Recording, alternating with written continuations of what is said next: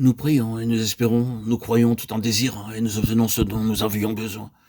Certainement, lorsque nous avons surmonté une certaine déficience, cela nous semble bon. Nos cœurs se réjouissent parce que nous avons obtenu un don.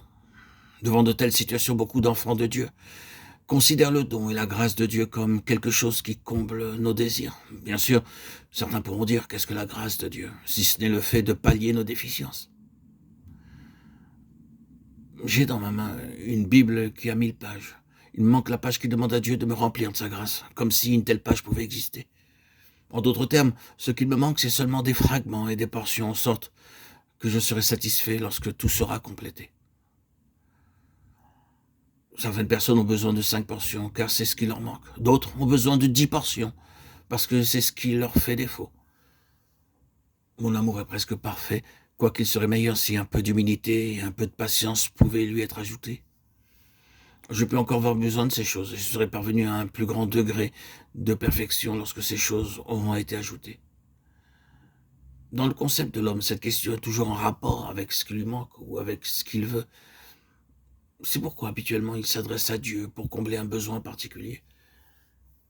La situation en fait est donc la suivante. Ce qui nous fait défaut et ce que nous demandons, ce sont des choses, des objets que nous pouvons dénombrer. Nous déclarons vouloir ceci ou cela, et si seulement Dieu nous l'accorde, alors tout ira très bien. Supposons qu'il nous manque la patience. Quelle sorte de patience espérons-nous recevoir? Nos yeux regardent rarement vers le ciel pour voir notre modèle.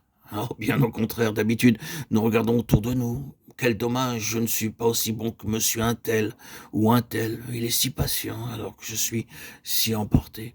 Il est tellement aimable tandis que je suis si orgueilleux. Se pourrait-il que je puisse être aussi patient et aussi aimable que lui? Oh, il y a déjà bien longtemps. Et c'était ma première prière après ma nouvelle naissance.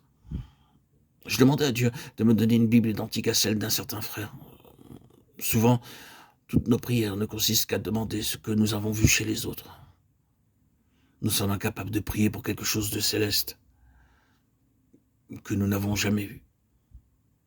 C'est pourquoi nous prions pour avoir de la patience, l'humilité que possède telle ou telle personne. Déjà, en pensée, nous sommes fait une idée de ce qu'est l'humilité ou la patience. Puis-je vous poser une question? Serez-vous heureux si, aussitôt après avoir cru au Seigneur, Dieu avait prélevé la patience d'une certaine personne et l'avait mise en vous? Pourriez-vous vous considérer comme pleinement satisfait et parfait s'il en était ainsi?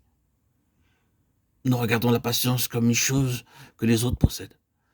Puisqu'il y a ce trait de caractère appelé patience, nous désirons aussi posséder ce trait particulier. Souvent, nous éprouvons de la haine à cause de ce que nous sommes, parce que nous avons une conception erronée à l'égard de ce mauvais tempérament. Comme ce serait bien, pensons-nous, si seulement nous avions cette chose que possède cette autre personne. Hein. C'est ainsi que beaucoup d'enfants de Dieu considèrent la patience comme une chose. En fait, ils soupirent après quelque chose qui serait le moyen d'avoir un caractère modéré. Pour eux, la patience est une chose que Dieu possède, ainsi que d'autres sur la terre, mais qu'eux n'ont pas. Leur pressant besoin, leur semble-t-il, c'est d'avoir de la patience, ajoutée à ce qu'ils ont pour pouvoir faire d'eux aussi des gens patients. Exprimé en termes simples, c'est en cela que réside la différence fondamentale entre le véritable et le faux christianisme. Beaucoup parmi le peuple de Dieu recherchent quelque chose qui leur semble être quelque part ailleurs, sauf dans leur propre vie. Ils remarquent qu'un tel et un tel ici, qu'un tel et un tel autre là-bas, et qu'un tel autre quelque part ailleurs le possède, mais pas eux. En conséquence, ils cherchent une chose, quelque chose qui existerait sur terre. Telle est l'opinion générale parmi la chrétienté. Les gens recherchent et possèdent des choses. Ils s'en réjouissent. Ils sont remplis de reconnaissance à cause de la chose qu'ils ont obtenue.